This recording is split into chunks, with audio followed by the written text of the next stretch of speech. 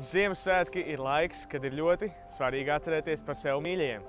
Tie ir cilvēki, kurus ikdienā mēs ne tik bieži redzam, bet viņi ir liela daļa no mūsu sasniegumiem. Tāpēc ir svarīgi, ka šajā svētku laikā mēs atceramies par tiem cilvēkiem, kas ir ar mums kopā, un arī apdāvinam tos cilvēkus, kas ir kopā ar mums panākumu ceļā.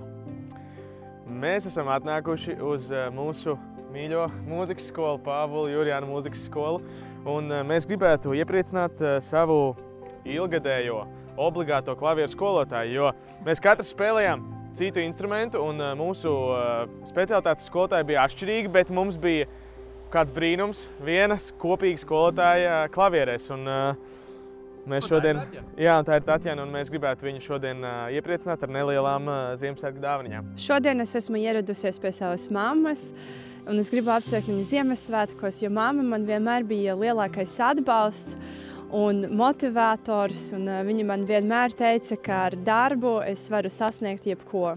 Mēs šodien apsveiksim manu inženieru Artūru, un principā tas stāsts arī par to dāvanu, kas šeit ir.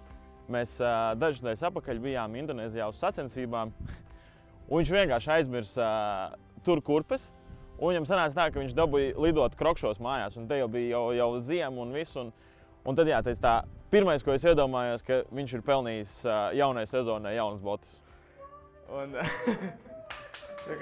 Un priecīgs svētkus.